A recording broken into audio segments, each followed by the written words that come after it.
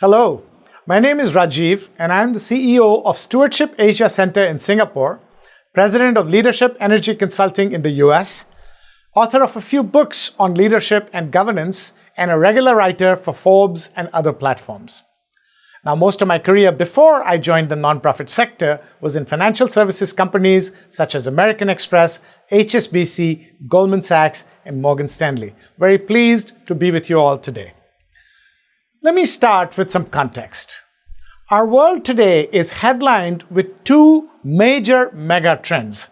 We are hyper-connected and overpopulated. Everyone and everything is today connected, no surprise there. And in terms of overpopulation, we are today 7.5 billion people, going up to 9 billion by 2060 or earlier. This combination of hyperconnectivity and overpopulation is the perfect double-edged sword where exciting growth opportunities and daunting challenges coexist. I'd like to take a few minutes in walking you through this landscape because only then can we talk about how businesses must operate. Exciting growth opportunities. Overpopulation means bigger and bigger markets. Let's take an example. How many cars do you think every 1,000 Americans own amongst them? The answer is 800, and that is the highest number of car ownership in the world.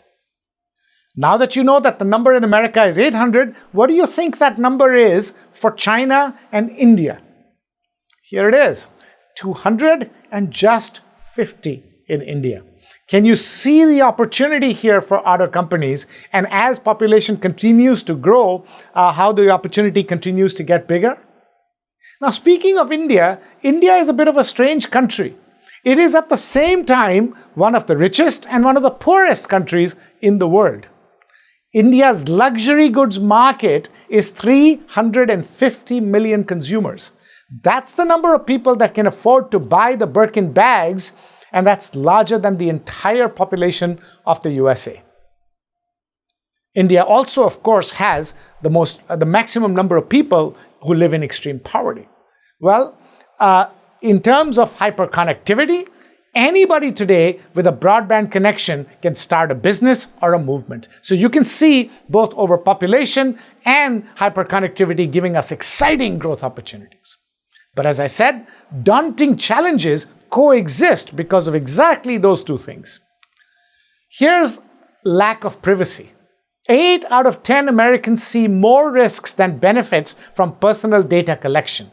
Now remember, we are giving away our privacy click after click after click when we don't read those agreements, when we visit those websites and we welcome those cookies.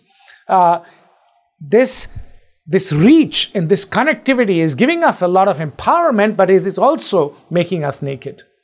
Today, individuals and organizations are both naked because of the death of privacy. Here's another one. 6 billion of us today have mobile phones, but only 4.5 billion of us have access to a toilet. I'm sorry to say, if you really need to go, there is no app on your phone for that. Social unrest and polarization are rising, and some political bosses are exploiting that vulnerability to win elections and other things. 40% of Asia's population will face severe water scarcity by 2050, and we're not that far. And here's the most alarming one. Almost half of humanity is living on less than $5.50 per day. My friends, we live in a world where we are empowered but unequal and exposed. This backdrop raises several questions for business. Can businesses enjoy the exciting growth opportunities without thinking about the daunting challenges? Furthermore, can they actually drive profitable growth by addressing these very challenges head-on? And more importantly, what is the responsibility of business when it comes to this duality of growth opportunities and daunting challenges? What is their responsibility towards future generations and for society at large? To address some of these challenges, words like stewardship, investment stewardship, ESG, and sustainability started coming in to our consciousness about 2 decades ago. Let's take a little history tour and understand what those were. So how does the dictionary define stewardship? Essentially, there are two images that come to mind when you think of stewardship. One is a steward on a ship or a steward on a plane whose job it is to serve. The other is the careful and responsible management of something entrusted to one's care. In terms of investment, in terms of money management, you are stewards of capital, carefully and responsibly managing somebody else's asset, which is in your care. And then from stewardship, investment stewardship early on became encouraging long-term value creation for shareholders in the company. So you look at this, responsible management of something entrusted to our care and ensuring the long-term value creation for shareholders and not sort of destroying things in the short term, this became the early definition of stewardship.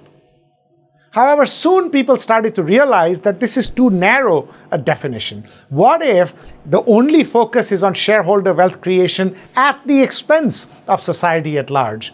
And is it possible that this singular focus on shareholder wealth creation is what created the challenges in the first place? These are the kind of questions that started coming around.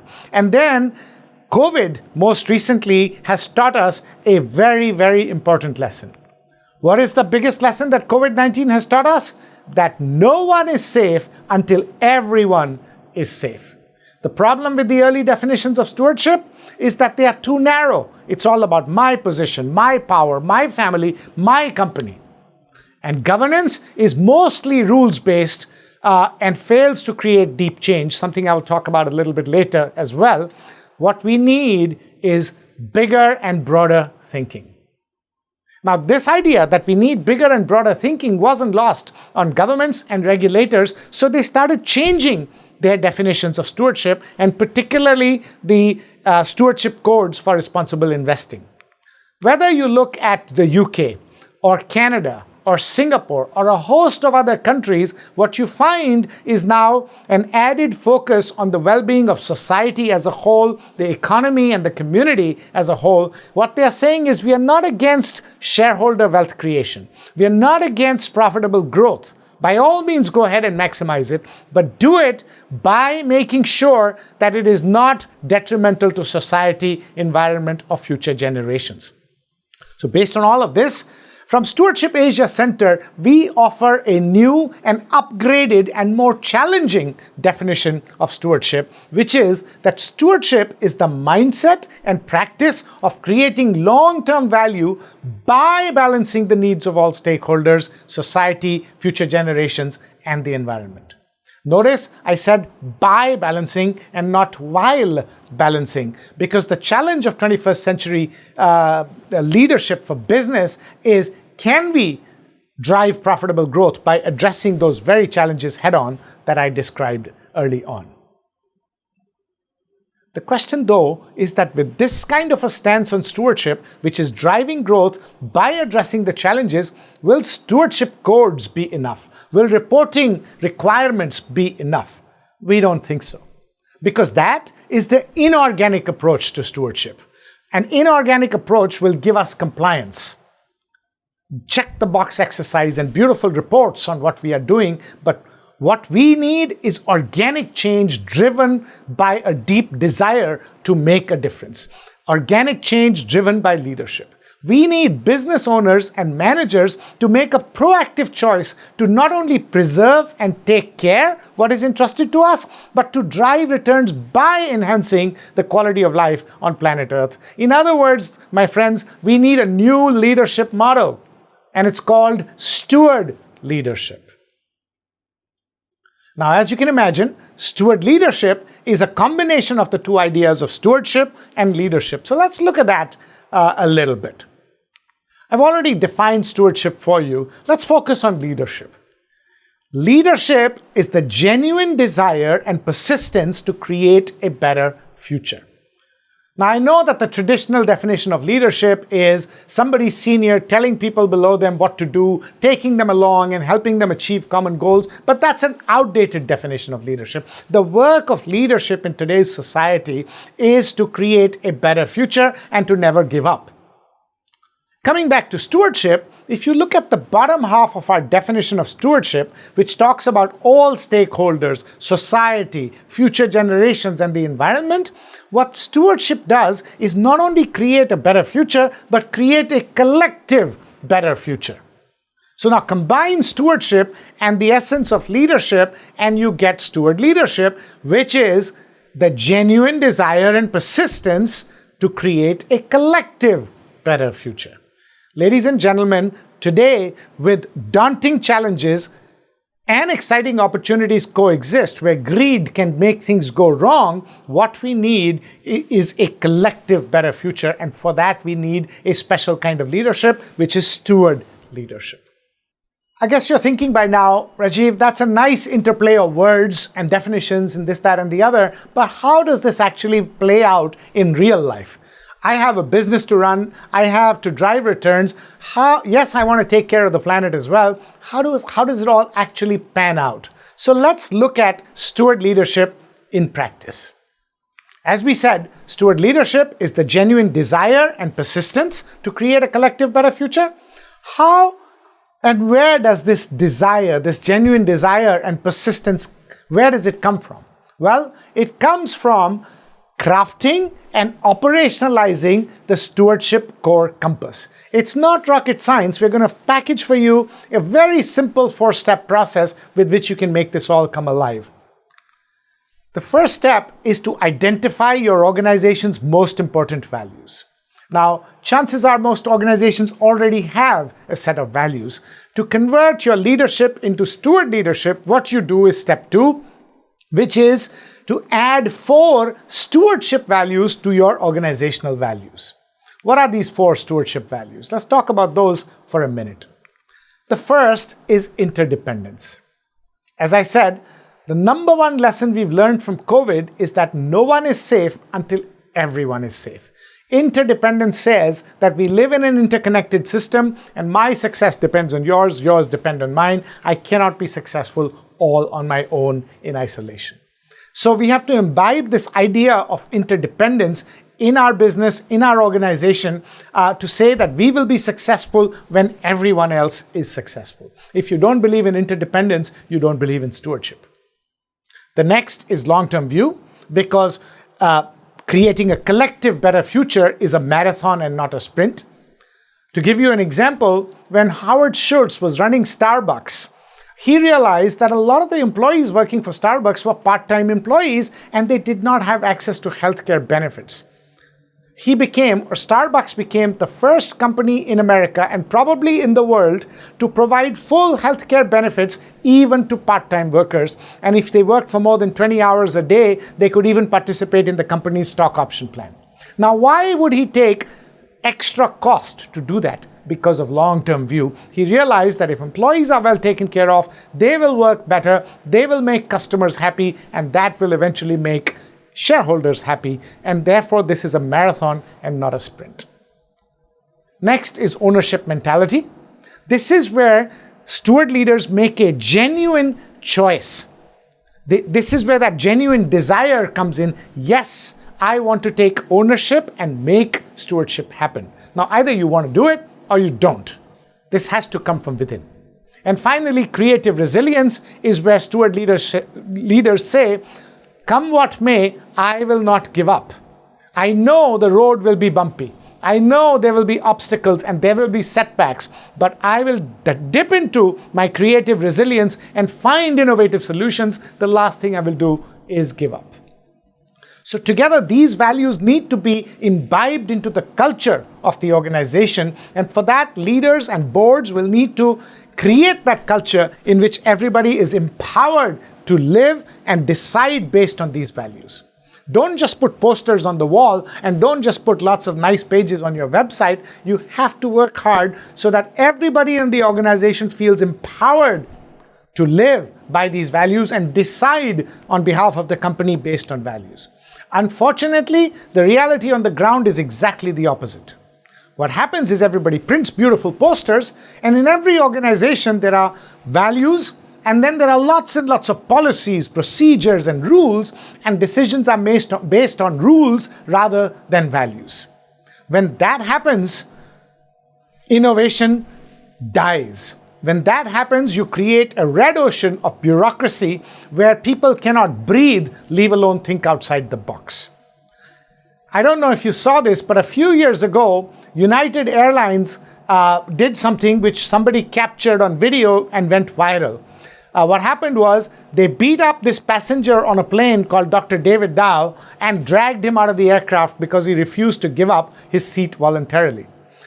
If you've seen this video, you'll know what I'm talking about. Basically, what happened was the flight was overbooked. United employees offered the standard $300 reward and a free seat on the next plane and asked somebody to go an hour later. Nobody took it. And then they picked this guy at random and he refused to go, so they beat him up and dragged him out. They were following the rules. The CEO, when this video went viral, said, "My employees did nothing wrong. They followed standard industry procedure. They followed standard industry policy." What a PR disaster if there was one. Later on, of course, he apologized and paid millions in damages and things like that. But I want to ask this, Mr. CEO, what if instead of feeling compelled to follow the rules, your employees had felt empowered to follow the values? Would they have found a different solution? Of course, the answer is yes. If I follow the values, I will do what's right for the company and for the passenger and say, okay, who wants to take it at 500? Who wants to take it at 1,000, 1,500, 2,000? At some point, somebody would be tempted to give up their seat. No, this is what happens when you have a maniacal focus on rules-based governance. Unfortunately, most management teams and most boards spend 80% of their time framing rules and enforcing rules and 20% or less, if that, on making sure values are alive and kicking in the company. Today, rules get outdated before the ink dries on them. You need to overturn this upside down and create a culture where spirit of the law prevails, where values trump rules, because that's how you get speed. Gone are the days where rigid SOPs are going to give you success, because in today's day of speed, that will get you into trouble very, very quickly. The next thing after you've set your values is to define your stewardship purpose based on your stewardship values. So how does a stewardship purpose differ from an ordinary purpose? Well, a stewardship purpose, as I said before, hopes to create a collective better future for a wide variety of stakeholders, including shareholders and society at large. It grows economic value for shareholders and employees, and also social value for everybody else.